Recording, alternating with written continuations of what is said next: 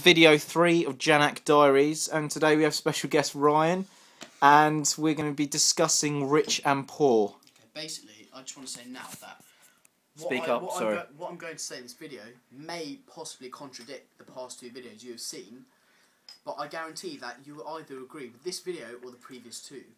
Now, basically, the discussion in this video is that you have the rich, yeah, the super rich, like Richard Branson, the stellar guy that owns EasyJet, the guy that owns IKEA, right? They got so much money, but and the person that owns Coca-Cola, right? But if you trace all of that back, right, all his workers to the, do you know what I mean? The place where it starts, like people that make coffee, right? Before it becomes Nescafe, they're picking coffee beans, right? Look at the conditions they. Sorry. Carry on. Listen to such smell. Anyway, Right. Look at how they're being treated, right? I watched Blood, Sweat and Takeaways, which is a programme on BBC 3, right?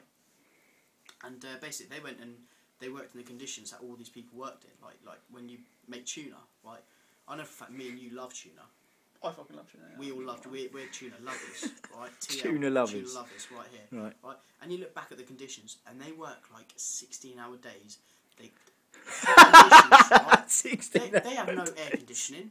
They get 10 They're on the fucking sea, mate. They don't need air conditioning if they're looking for tuna. Or in the factory. No, in the factories. Right, okay, alright, okay. Tins, right? Yeah. Their working conditions are so poor, and they make just about enough money to eat. Just about. They have no luxuries whatsoever.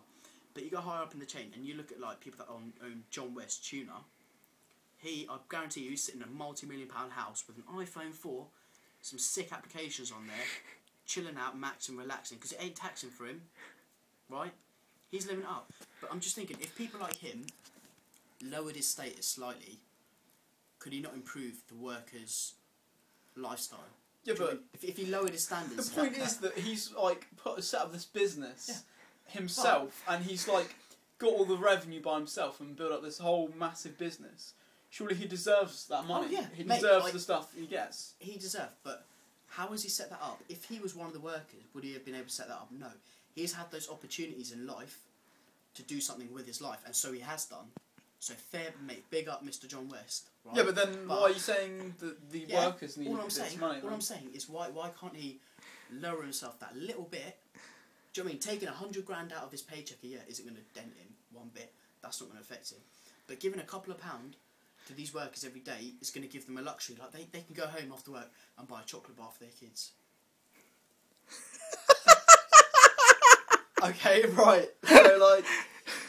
So that's a luxury. I understand that, but like, that's not going to be the whole world poverty. Like, it's not going to be like if they keep pumping money into it, it's not really going to get anywhere. It's like the whole metaphor, like, if you like give a man a fishing rod, he's going to like go mental and just like fish out the sea, and like rather you give a fish. I'm not saying you got to make these poor. I'm not saying make these poor people rich. I'm just saying why can't the people that they're working for.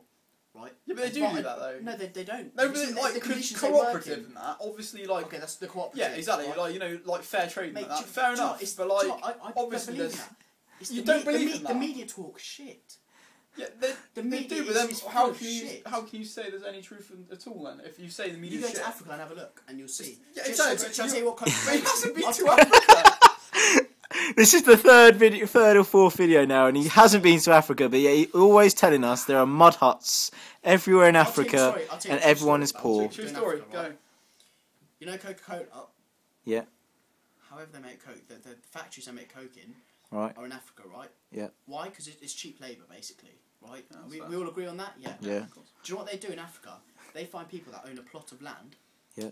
They offer those people a large sum of money to have their plot of land so they can build a factory on it. And these people look at it and they're like, wow, look at all this money. They take that money, they go off, they realise they can't do anything with that money. What are they supposed to do? That's only going to last a certain amount of time. Do you know what I mean? They're not qualified. They can't get a better job. So do you know what they do? They end up going back to that plot of land, but Coca-Cola own that plot of land, and they end up having to get a job with Coca-Cola. It's a fucking mean industry. The Coca-Cola do it on purpose. They offer them so much money that they can't refuse it, and when they take the money, they got nothing to do with it. They have to go back and they work for Coca-Cola. Okay, right. It's a vicious circle, and they get tied in, and they can't escape. I see where you're coming from, but you just said a minute ago that the media talks shit. So how do you know if you haven't been to Africa, the media is not portraying this in a bad way? Because I say how I know? No, but like you know what I mean. I'll tell you one thing. Go on. Do you know where Coca-Cola factories are in the world? Africa, right? How do you reckon they are built in Africa? Do you reckon they just go along, find a plot of land, and that's it? The plots of land have already been taken by the villagers, right? Yeah, that's fair enough. So they got to buy it off the villagers. How are they going to do that? They're going to offer them money.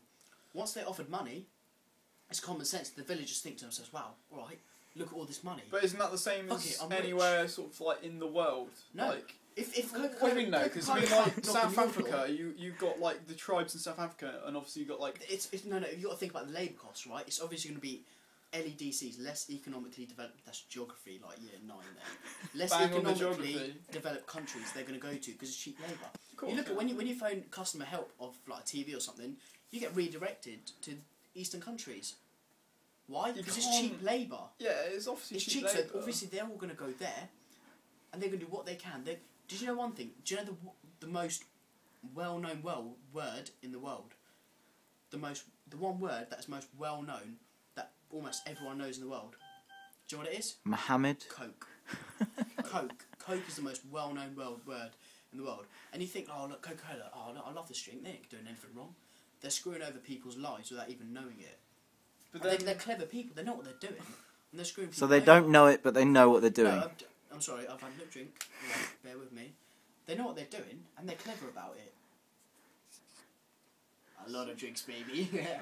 No, but all I'm saying is like, if you look at like someone like Richard Branson, does he need his own island? This comes back to the point of needing and wanting. Does he need his own island? Does he need boats? Does he need multi-million-pound houses? No. So everyone in life should just get by without enjoying themselves. What are you trying to say?